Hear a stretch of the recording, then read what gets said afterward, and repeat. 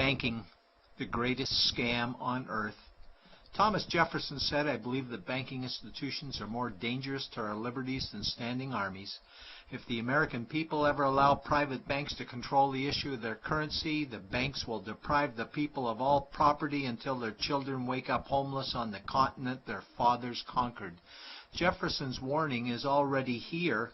40 million Americans are living on food stamps. Millions more are now homeless, living in tents, all because of one institution, the Federal Reserve System. The Federal Reserve is a group of private bankers who have stolen the money creation process from the American people. Most people still believe the Fed is an agency of the government working in our best interests. It is not. There is no greater form of evil in the world today, so let's explore the banking scam. None of us have ever been taught anything about money. The reason is to prevent us from learning the truth that money is a trick and money is a trap. When solving any crime, there's a universal truth: follow the money, but with the banking scam, follow it backwards. Where does money come from? The world's money supply is always growing. Where does all the new money keep coming from? Money comes from privately controlled global banks like the Federal Reserve System. They create money every day, which increases the world's money supply. Because all banks are either owned or controlled by private bankers, the real question is, how do private bankers create new money? And the answer is they create it out of thin air. Bankers create money out of nothing. They make it up. It is a fiction. Wow. Godlike power to create something of value out of nothing. A stroke of a keyboard and money is created. In fact, only 3% of the world's money is even in the form of bills and coins, which means 97% of all money in the world is just numbers typed on a computer screen. This is part one of the banking scam. Money is created out of nothing. The second part of the scam is this phony money is issued as debt. What is debt exactly? Well, when you consider we work our whole lives to pay it off, you could say debt is slavery. But whose debt is this phony money? It's our debt, all of it.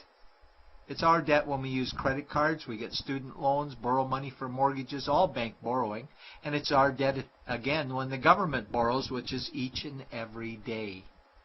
In today's world, money is debt and debt is money, and don't forget the interest charges. Money equals debt and debt equals slavery. Therefore, money equals slavery. Our monetary system is a carefully concealed system of slavery. Why? Because our government can create the same money for free with no interest charges, just like they used to, as the Founding Fathers designed it inside the United States Constitution for our protection against private bankers. The third part of the banking scam is very evil. When bankers create money from nothing and issue it as debt, they only create the principal portion of the debt. They do not create the money for the future interest payments. There is not enough money in existence for all of us to make our interest payments. In fact, our money creation system is even mathematically impossible. Money issued by the banks, principal debt, does not equal the money demanded back to the banks, principal plus interest. We are forced to play a game of musical chairs to see who can make their debt repayments. This guarantees a world of bankruptcy, competition, and scarcity of money. For example, we go to the bank to borrow money for a house, let's say $100,000. The moment we sign the loan document, the bank creates the money out of thin air. A $100,000 debit gets registered for us and a $100,000 secured credit for them. Then one of two things happens. Either we give the bank 30 years of labor making house payments totaling $300,000 for the original $100,000 we borrowed, or the bank takes our house. The bankers get either our labor for life or our house, and often they get both, all from money created out of thin air and issued as debt, for money made out of nothing. This is why all the bankers end up with all the assets.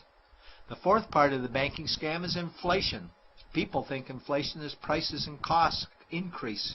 A better answer might be the value of our money always goes down.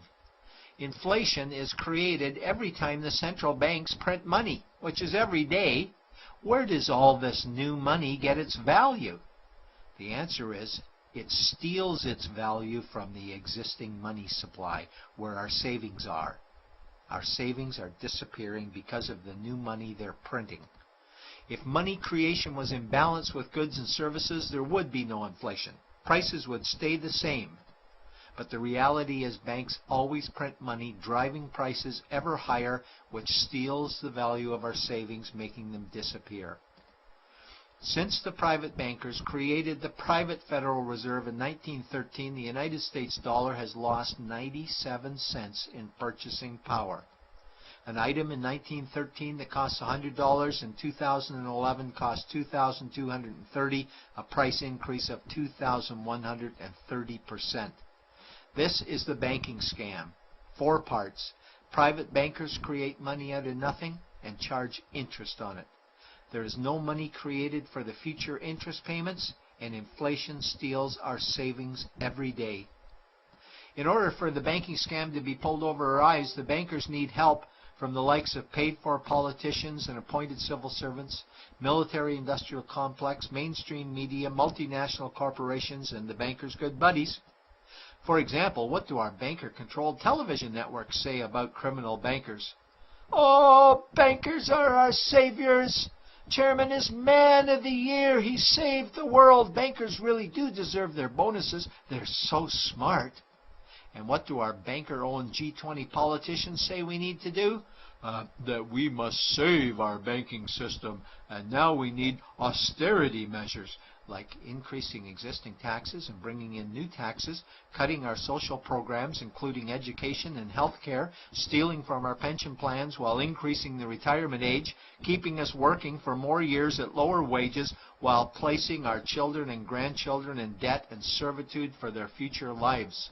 We are being lied to that we must go deeper in debt for bailouts, stimulus packages, quantitative easing, saving the too big to fail banks, credit easing, currency interventions, all names that mean the same thing, more debt to us. Is it not strange that the solution to too much debt is always more debt to us? And where is all this money going? It's going to the banks and to the bankers. They are stealing our money right now. 0.1% of the world's population owns 2/3 of the world's wealth.